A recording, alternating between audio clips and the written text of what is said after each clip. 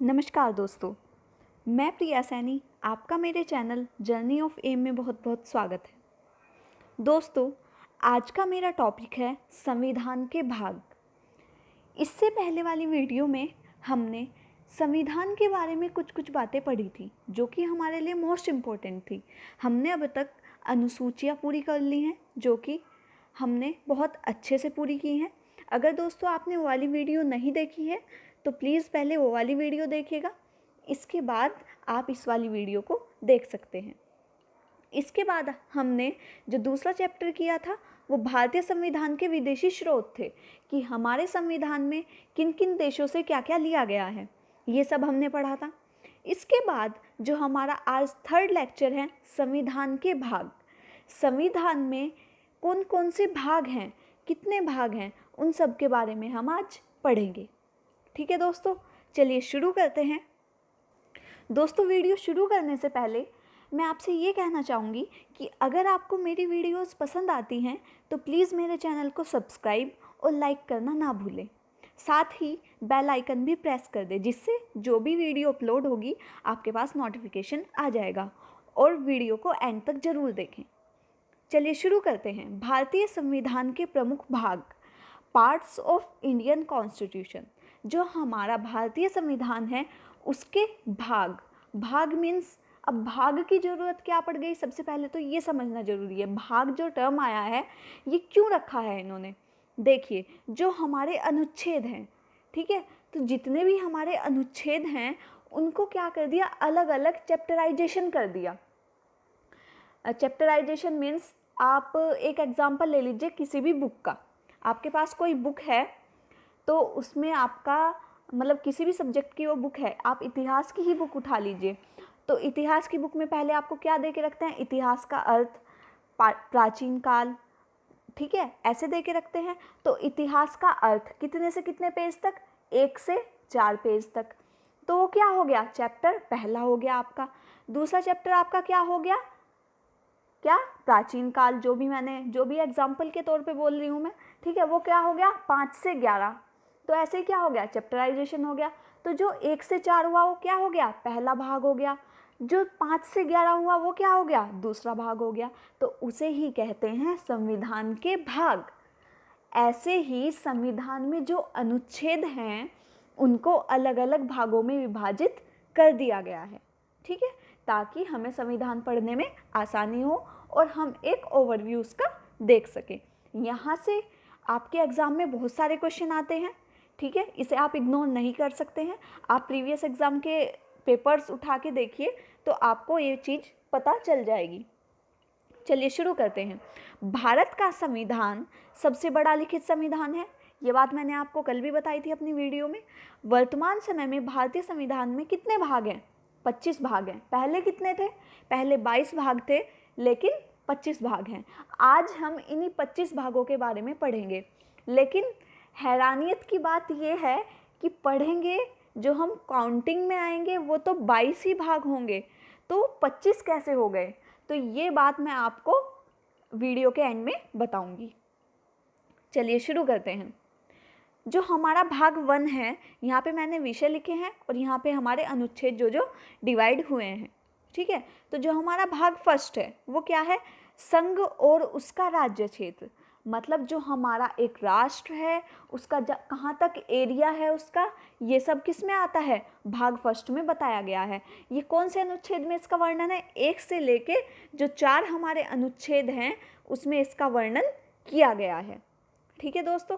अब देखिए सेकंड भाग जो हमारा आता है इम्पोर्टेंट है, इसमें क्या आता है, नागरिकता, ठीक है। नागरिकता के जो अनुच्छेद हैं वो है 5 से 11 तक, ठीक है। तो जो भारत की नागरिकता है, जब हम संविधान के अलग अलग भाग पूरे अनुच्छेद पढ़ेंगे तब मैं इसके बारे में बताऊंगी, ठीक है। तो ये आप याद रखिएगा कि 5 से 11 में क्या है, नागरिकता है। इसके बाद थर्ड आता है मौलिक अधिकार, ठीक है। इसमें हमें क्या बताया गया है, हमारे मौलिक अधिकारों के बारे में बताया गया है कि हमारे कौन कौन से मौलिक अधिकार हैं, क्या क्या चीज़ें हैं, ठीक है। तो ये सब हम किस में पढ़ते हैं, ये हम मौलिक अधिकारों में पढ़ते हैं। हमारे मौलिक अधिकार पहले 7 थे, अब कितने हो गए हैं, 6 हो गए हैं। मैं आपको एक बार रिवाइज करा देती हूँ।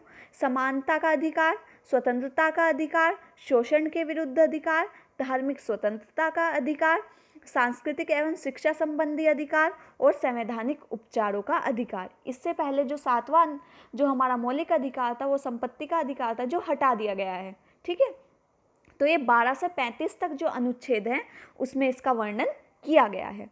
अब देखिए अनुच्छेद 4, अनुच्छेद 4 जो है उसमें क्या बताया गया है, तो अनुच्छेद 4 में राज्य के नीति निर्देशक जो तत्व हैं उनके बारे में बताया गया है। अब नीति निर्देशक जो तत्व हैं वो क्या होते हैं, तो इसमें क्या होता है, जिसके द्वारा इसे न्यायालय द्वारा लागू नहीं किया जा सकता, यानी इसे वैधानिक शक्ति प्राप्त नहीं है। ठीक है, उसे कहते हैं नीति निर्देशक तत्व। ये कहाँ से है, ये 36 से 51 तक है। जो हमारे 36 से लेके 51 तक अनुच्छेद है, इसमें इस चीज़ का वर्णन है। इसमें क्या आता है दोस्तों, मैं आपको एग्जाम्पल के तौर पे बता देती हूँ। जैसे हमारा आर्टिकल 51 ले लीजिए, अंतर्राष्ट्रीय शांति और सुरक्षा की अभिवृत्ति। ठीक है, तो ये सारी चीज़ें इसमें आती हैं। और आप आर्टिकल 14 ले लीजिए, ग्राम पंचायतों का संगठन। ठीक है, वो सब जब हम नीति निर्देशक तत्व पढ़ेंगे उसके बारे में अच्छे से पढ़ेंगे। अब देखिए भाग 4A। अब जो भाग 4A है ये बाद में जोड़ा गया। इसमें क्या आ जाते हैं, इसमें हमारे मूल कर्तव्य आ जाते हैं। ठीक है, तो इसमें क्या आ जाते हैं, हमारे मूल कर्तव्य। ये 11 होते हैं मूल कर्तव्य जो हैं, लेकिन पहले ये 10 थे, इसमें एक और 11वां ऐड कर दिया गया है। जो 11वां ऐड किया है वो मैं आपको बता देती हूँ, वैसे हम इसे आगे पढ़ेंगे। जो 11वां था हमारा जो ऐड किया गया है वो माता पिता या संरक्षण द्वारा 6 से 14 वर्ष तक के बच्चे हेतु प्राथमिक शिक्षा प्रदान करना है, कि उन्हें प्राइमरी एजुकेशन दी जाए। ये जो हमारा 86वां संविधान संशोधन के द्वारा इसमें शामिल किया गया है। ये 51A अनुच्छेद में है। ठीक है, अब 51A का क्या मतलब है, देखिए अब अगर हम यहाँ पे कोई और काउंटिंग करते तो आगे की पूरी काउंटिंग खराब हो जाती। तो इसी को देखते हुए हमने पार्ट्स में डिवाइड कर दिया, 51A 51B। ठीक है, मतलब सब हेडिंग्स कहते हैं जिसे। चलिए अब देखिए भाग 5 में क्या दिया गया है, संघ। संघ में कौन कौन से अनुच्छेद है, 52 से 151 तक जो है वो क्या है, संघ है। हम इसमें संघ के बारे में जो जो चीज़ें हैं वो सारी चीज़ें पढ़ते हैं, जिसमें जैसे अनुच्छेद 52 ले लीजिए फॉर एग्जांपल, भारत का एक राष्ट्रपति होगा। ठीक है, तो ये सारी चीज़ें हम किस में पढ़ेंगे, संघ में आती हैं ये सारी चीज़ें। ठीक है, तो 52 से लेके 151 तक। इसके बाद भाग 6, संघ के बाद अब हमने संघ तो पढ़ लिया, संघ के बाद छोटी इकाई क्या है संघ से, तो राज्य है। राज्य में कहाँ से है, 152 से 237 तक यहाँ पे अनुच्छेद हैं। ठीक है, इसमें हम जो राज्य के लिए जो जो चीज़ें ज़रूरी होती हैं ये सब हम इसमें अच्छे से कवर करेंगे। ठीक है, तो इसका अनुच्छेद का जो वो है वो आप याद रखिएगा, 152 से 237, क्योंकि ये एग्ज़ाम में कई बार पूछा गया है, तो ये आपके लिए इम्पोर्टेंट बन जाता है। इसमें हम राज्यपाल, राज्यपालिका, विधान परिषद, इन सब के बारे में अच्छे से पढ़ेंगे। जो विधानसभाएं होती हैं राज्य में, ठीक है, उसमें राज्यपाल को क्या क्या अधिकार होते हैं, ये सब किस में दिया गया है, वो भाग 6 में दिया गया है। इसके बाद आता है भाग 7, संविधान 7वां संशोधन अधिनियम 1956 द्वारा निर्सित मैंने दूर कर देना, मतलब हटा देना, इसको हटा दिया गया है। तो ये चीज़ आप याद रखेंगे, कौन से द्वारा, 7वां संशोधन किया गया था 1956 द्वारा।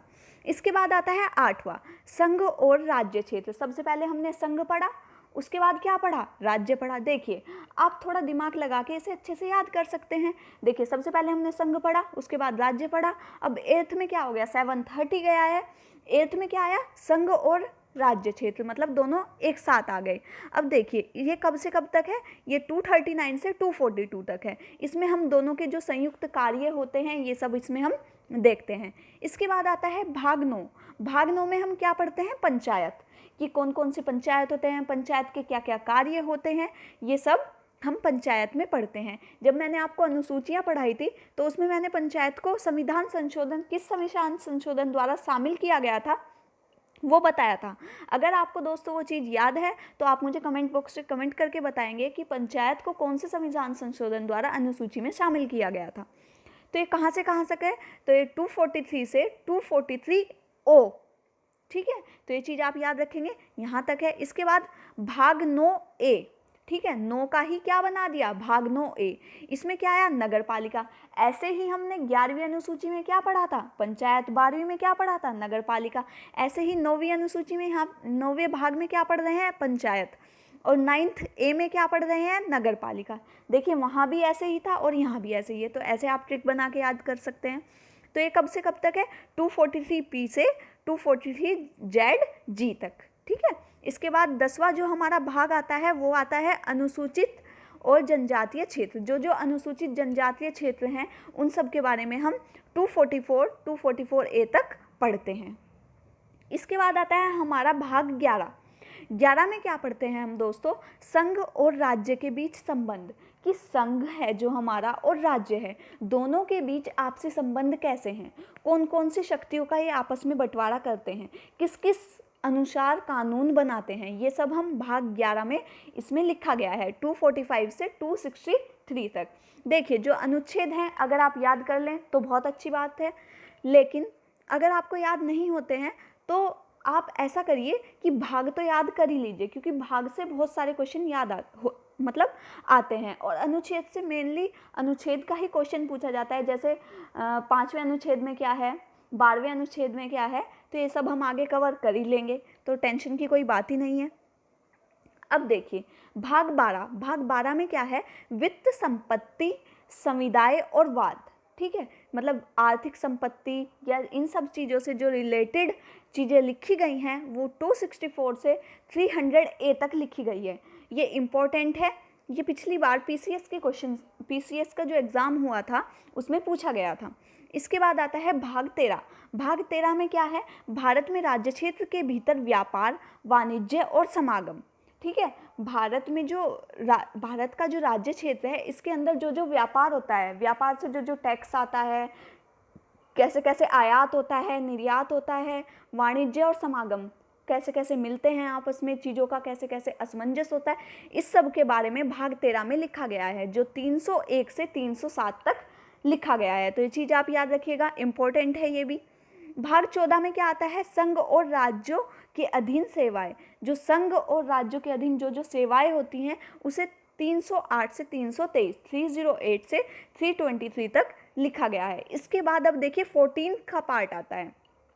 14th का पार्ट क्या है, भाग 14A। इसमें क्या है, अधिकरण क्या होता है दोस्तों, सबसे पहले ये जानना जरूरी है। तो सरकार विधि द्वारा संघ या किसी राज्य क्षेत्र के अथवा भारत के जो राज्य क्षेत्र के भीतर, जो भारत का एक राज्य क्षेत्र है उसके भीतर और भारत सरकार के नियंत्रण के अधीन, जो भारत के नियंत्रण में होना चाहिए वो क्षेत्र, ठीक है, उसमें जो पदों की भर्ती या नियुक्ति आदि पे जो विवाद होते हैं उसमें प्रशासनिक अधिकरण द्वारा न्याय निर्णय किया जाता है, उसे हम अधिकरण कहते हैं। मतलब मेनली किसी रिजल्ट पे पहुंचना।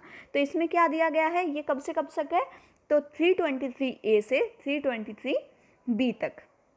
इसके बाद 15 आता है हमारा निर्वाचन, मतलब चुनाव वगैरह जो होते हैं, इससे आप परिचित होंगे ही। तो आप इसे ऐसे याद रख सकते हैं निर्वाचन, क्योंकि बहुत बार एग्जाम में पूछा जाता है।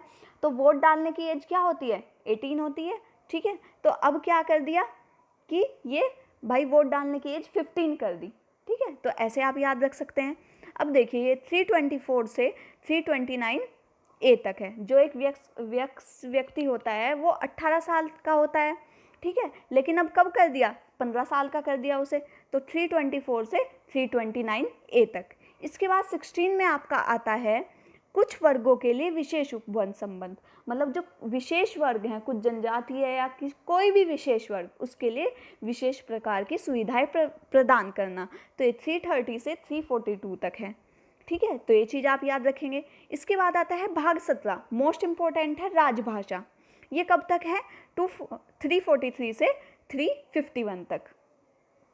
तो ये चीज़ आप याद रखेंगे, ठीक है। राजभाषा बहुत ज़्यादा पूछी जाती है एग्जाम में, ठीक है। संविधान के भाग 17 के अनुच्छेद 343 के अनुसार संघ की जो राजभाषा हिंदी और लिपि देवनागरी है, तो ये चीज़ आप याद रखेंगे। जो हमारी लिपि है वो कौन सी है? देवनागरी। इससे आप जानते ही होंगे और इसे मतलब संवैधानिक दर्जा दिया गया है। ठीक है, तो ये चीज़ आप याद रखेंगे क्योंकि मोस्ट इम्पोर्टेंट है और एग्ज़ाम में कई बार पूछी गई है।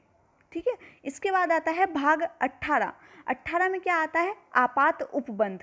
ठीक है, जो आपातकाल होता है, जो आपातकाल लगता है, ठीक है, उस चीज़ की चर्चा की जाती है। 352 से ये 360 तक है।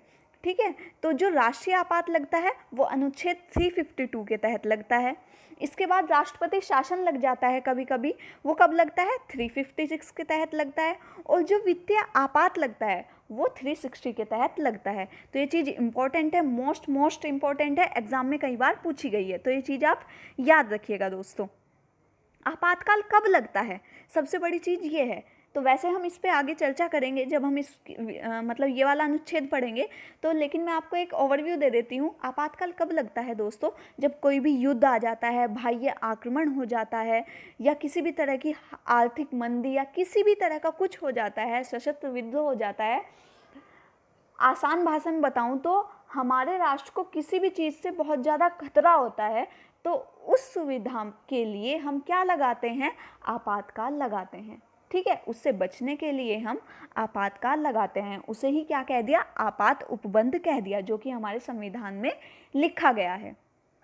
इसके बाद आता है भाग 19। भाग 19 में क्या है? प्रकीर्ण। प्रकीर्ण का मतलब होता है मिश्रण, मतलब इसमें मिली जुली चीज़ें दी गई हैं। जो 361 से 367 तक के जो अनुच्छेद हैं, इसमें मिली जुली चीज़ों का मिश्रण दिया गया है, उसे हमने प्रकीर्ण नाम दिया है। इसके बाद भाग 20। भाग 20 में क्या आता है? संविधान संशोधन, कि संविधान में क्या क्या संशोधन हुए हैं, क्या क्या संशोधन जो होते आ रहे हैं। जैसे मतलब हमने पहला संविधान संशोधन, दूसरा संविधान संशोधन, ये बहुत ज़बरदस्त चैप्टर है संविधान संशोधन वाला। इसे हम बहुत तसल्ली से, बहुत अच्छे से पढ़ेंगे। ठीक है, तो संविधान संशोधन के लिए मैं आपको एक एग्जाम्पल के तौर पे बता देती हूँ। जैसे जो 73 जो हमारा 73वां संविधान संशोधन हुआ था, उसमें क्या किया था हमने ऐड? मैंने पिछली वीडियो में भी आपको बताया था, पंचायती राज को ऐड कर दिया था।